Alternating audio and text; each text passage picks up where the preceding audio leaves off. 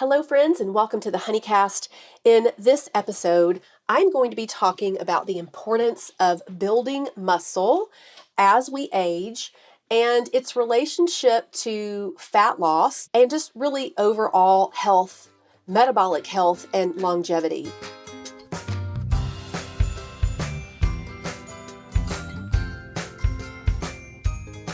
This is more, newer information in the last 10 years. I've been a personal trainer for over 30 years. And back in the day, and in the days of being certified and whatnot, there wasn't much emphasis on women and building muscle. Now, there definitely was. So there's guidelines. But it wasn't until I became certified as a menopause specialist, started following some personal trainers and teachers, PhD teachers, and finding out the newer science for women in midlife and beyond, how important, if not the most important thing we can be doing. It's hard for me to even say that because I'm like, well, what about this and what about that? But what I'm learning about muscle is that muscle is our longevity organ in our body. It is. And when we are chasing fat loss, which there's nothing wrong with that. I help women lose fat, lose weight every day, all the day long. And there are pursuits of that. There are things to be doing.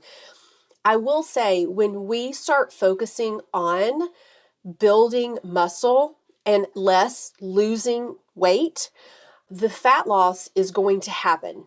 And notice I'm not saying weight loss because most of the time when we lose weight, we are losing part muscle and part fat. And a lot of times, especially if we are on quick fix types of diets and whatnot, or we go into a major calorie deficit, you are losing all muscle. And that, my friend, woman in midlife, is dangerous. That's where I am at this point from all of the studies that I've been doing. It is dangerous not to have muscle. There are so many benefits to having adequate muscle. The list is long. It is imperative for your metabolism. It is imperative for insulin sensitivity, longevity, brain health, mitochondria, cellular health, weight loss, sleep, believe it or not, anti-aging, anti-frailty. When we age and we do not have muscle, it is very difficult to go into diseases and viruses and whatnot when we are frail, when we do not have muscle. It's called resiliency. It gives us a resiliency that nothing else like it does. So as far as how important building muscle is in weight loss, I'm going to say it is up there. If you want to lose weight, you've got to build muscle. What does it do?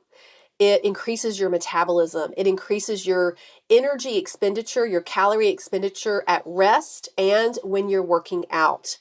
It increases your immune system. It is a mop that sucks out any excess glucose that you give your body. It's a sponge. And so it is helpful for blood sugar regulation and so many more things. So I'm going to say the needle moving exercise for us ladies is going to be weight training. And the good news is, first of all, we're going to be weight training the rest of our lives. I'm just going to say that. I'm saying that for me, and I'm saying that from all of the studies that I have read about longevity. I want to age well and strong. Do you know how to do that? It is building muscle. So if you are just getting started and you haven't ever lifted weights before, this is a great time to start. Whatever age you're at, even if you're in your 80s, start now. It is never, never, never too late. You can always build muscle. Isn't that amazing? We can always build muscle with this caveat when we have adequate protein. You cannot build muscle well without protein. Protein and muscle go hand in hand. And if you are working out and you're not getting adequate protein, you are not going to see the increase in muscle and protein synthesis that you need to feed your muscle, keep your muscle, grow your muscle. Protein has got to be right there with weight training. And if you're just getting started, I suggest starting with body weight exercises. One thing that does happen in our midlife is that because of estrogen declining, our joints are not as protected as they were. And so we end up getting things like frozen shoulder or injuring ourselves because our joints are kind of drying out, or we may have old injuries that are limiting us. And so if you can, I suggest getting a personal trainer that can get you started on a workout. Even if it's 3 visits, you can afford it, it'd be worth it because they can get eyes on you to make sure you've got proper form, and they can give you exercises that will be proper for you. If you have injuries or you have limitations like you can't do lunges or squats, we need to take a look at why. What are you doing there? Are we doing that incorrectly? Are we starting with our body weight? We need to start with body weight, and then we add light weights, and then we progressively lift heavy. The only way to build muscle, you guys, is to break down the muscle fibers by lifting with a heavy load and then giving your muscle days of recovery. Now, when you're younger, you can work out every other day. When you're older, I like a couple of days in between the workouts. Well, science shows 72 hours for women in menopause is best for recovery in between weight training sessions. And that's another Flipping 50 menopause specialist guidelines. And does that mean that you have to do the 2 days? No, especially if you're doing a 3-day routine, but you definitely want to give yourself ample recovery. And that is going to help with injuries. That is going to help with muscle building. So when you are just starting out, sure, we're going to lift lighter. We're going to make sure our form is proper. But the key is to progress. And if you were using, 3-pound weights for your bicep curls to start out with, that's great. But if you can do 20, 30, or 40 of those, you are wasting your time.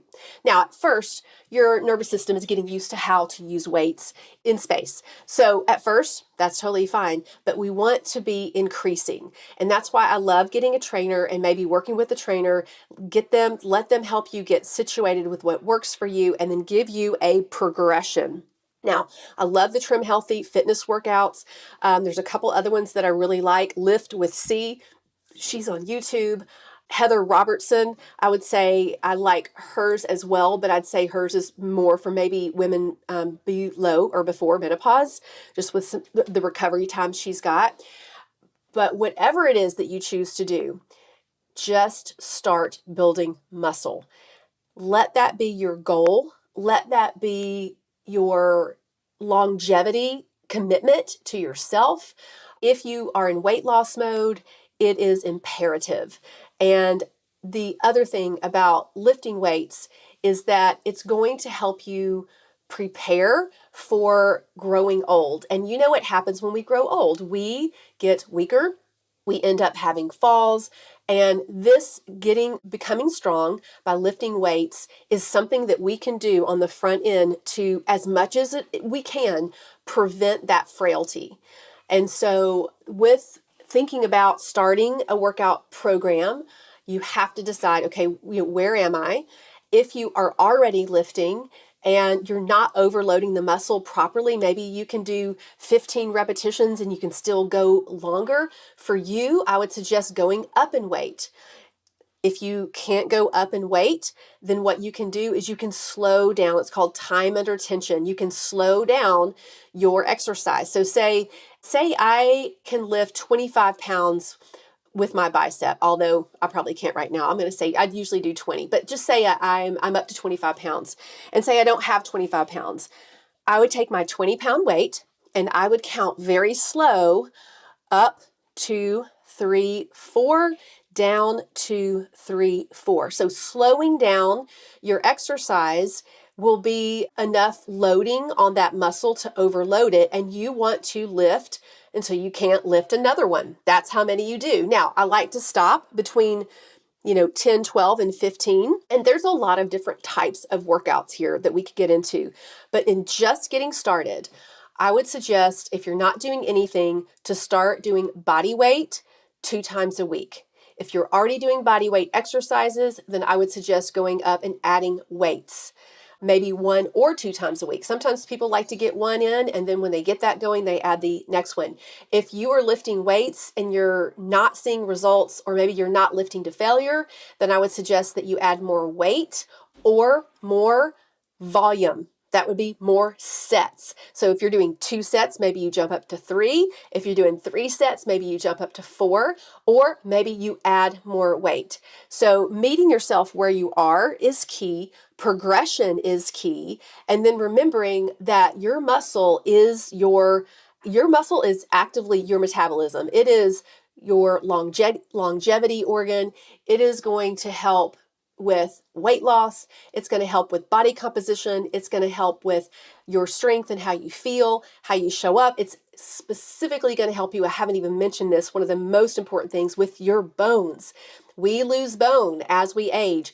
Muscles, when we are lifting weight, that muscle pressure against the bone causes our bone to lay down bone cells to create stronger bones. So every woman and man in menopause and beyond and before needs to be doing strength training.